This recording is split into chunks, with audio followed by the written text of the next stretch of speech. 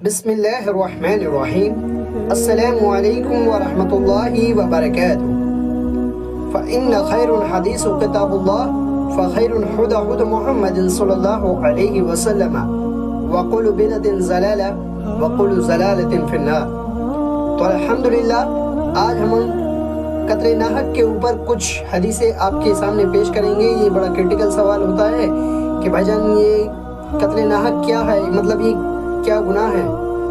تو اللہ کے نبی علیہ السلام کی واضح طور پر حدیث ہے کہ جناب رسول اللہ صلی اللہ تعالی علیہ وسلم نے فرمایا کہ اللہ دو گناہ کبھی معاف نہیں کرے گا۔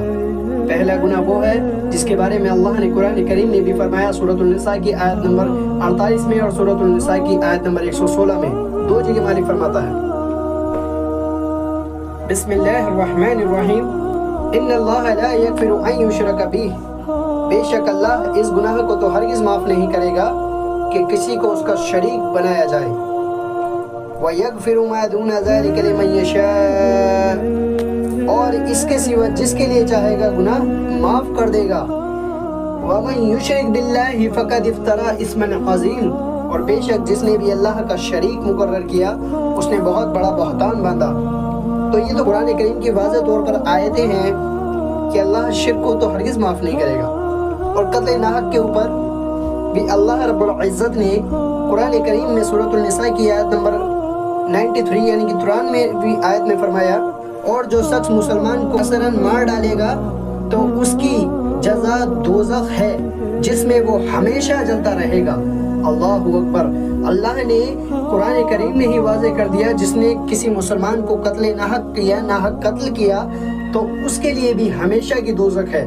اور سورۃ المائدہ کی آیت نمبر 32 میں اللہ فرماتا ہے، اس قتل کی وجہ سے تم نے بنی اسرائیل پر یہ حکم نازل کیا کہ جو شخص کسی کو حق قتل کرے گا یعنی بغیر کسی کی جان کا بدلہ جائے یا ملک میں خرابی پیدا کرنے کی سزا دی جائے، اس نے گویا کہ پوری انسانیت کا قتل کیا، تمام لوگوں کا قتل کیا، اور جس نے ایک شخص کی بھی جان بچا لی گویا کہ اس نے پوری انسانیت کی جان بچا لی۔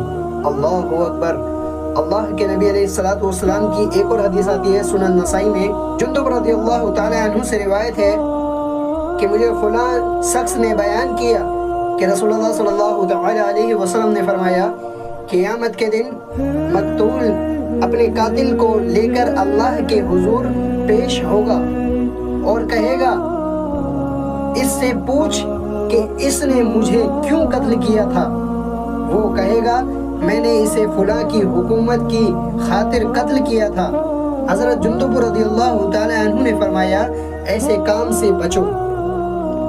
اور جامع ترمذی میں ایک اور حدیث آتی ہے کہ نبی کریم صلی اللہ تعالی علیہ وسلم نے فرمایا، قیامت کے دن مقتول قاتل مقتول کے ساتھ لے کر آ جائے گا، اس کی پیشانی اور سر مقتول کے ہاتھ میں ہوں گے، مقتول کی رگوں سے خون بہہ رہا ہوگا، کہے گا، اے میرے رب، اس نے مجھے قتل کیا تھا۔ یہ کہتا ہوا اسے لیے ہوئے عرش کے قریب جا پہنچے۔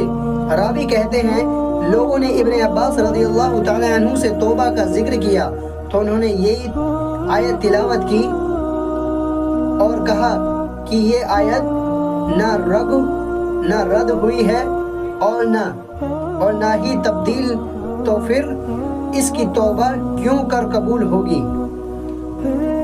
اور جامع ترمذی میں ایک اور حدیث آتی ہے کہ رسول اللہ صلی اللہ تعالی علیہ وسلم نے فرمایا، اگر آسمان اور زمین والے سارے کے سارے ایک مومن کے خون میں شامل ہو جائیں تو اللہ ان سب کو اوندھے منہ دوزخ میں ڈال دے گا اس ایک شخص کی وجہ سے۔ اللہ اکبر کبیرہ والحمدللہ کثیرہ۔ اللہ اکبر۔ کتنی سخت حدیث ہے کہ اللہ کے نبی علیہ السلام نے فرمایا کہ پوری انسانیت زمین و آسمان کے مل کر اگر ایک مومن کو ناحق قتل کر دیں تو اس کی جزا ہمیشہ کی دوزخ تو ہوگی، اور اس ایک شخص کے لیے اللہ یہ پرواہ نہیں کرے گا کہ پوری انسانیت دوزخ میں جائے، مگر ایک ناحق قتل مومن کا اللہ کے نزدیک خانہ کعبہ کی حرمت سے بھی زیادہ عزیز ہے۔ اللہ کے نبی علیہ السلام کی حدیث ہے. اور ایک اور حدیث آتی ہے, عبداللہ ابن عمر کا قول ہے, وہ کہتے ہیں کہ اے خانہ کعبہ تیری حرمت کتنی پیاری ہے, مگر اللہ کے نزدیک تیری حرمت سے زیادہ ایک مومن کی حرمت عزیز ہے. اللہ اکبر. اور ایک اور صحیح بخاری میں حدیث آتی ہے, ایک لڑکے حسین نامی کو دھوکے سے قتل کر دیا گیا تھا. عمر رضی اللہ تعالی عنہ نے کہا کہ سارے علم سنما یمن کے لوگ اس کے قتل میں شریک ہوتے تو میں سب کو قتل کرا دیتا. اور مغیرہ بن حکیم نے اپنے والد سے بیان کیا کہ 4 آدمیوں کے ایک بچے کو قتل کر دیا تھا. تو عمر رضی اللہ تعالی عنہ نے یہ بات فرمائی تھی.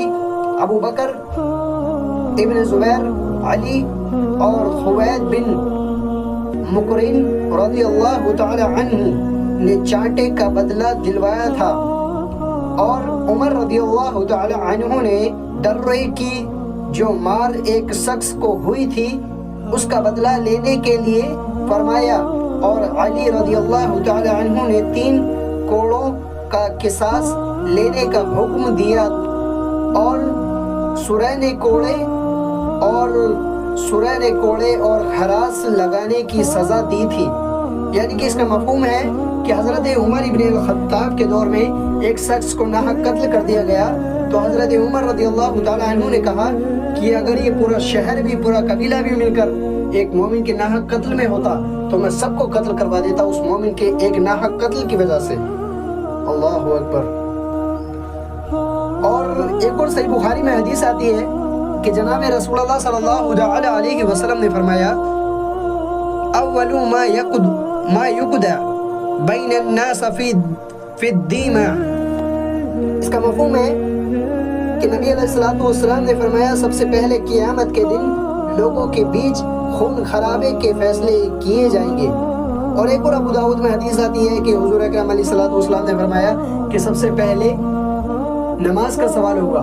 وہ نماز جو ہے وہ عبادات میں ہے, مگر یہ خون خرابے, یہ قتل ناحق, یہ انسان کے آپسی مسئلے ہیں. یعنی کہ یہ انسان کے خود کی خصوصیتی جو حق ہوتے ہیں انسان کا دوسرے انسان پر, اس میں سے جو سوال ہوگا سب سے پہلے وہ قتل ناحق کے اوپر ہوگا. اور اللہ ہم سب کو ہر برائی سے, ہر بری بات سے, سوچنے سمجھنے سے بھی, جو ذہن میں بھی آئے اس سے بھی محفوظ عطا فرمائے, اور ہمیں کسی کو بے قصور قتل کرنے سے محفوظ عطا فرمائے, اور ہم سب کا خاتمہ بالخیر ایمان پر نصیب فرمائے, اور ہم سب کو اہدنا الصراط المستقیم پر چلنے کی توفیق عطا فرمائے.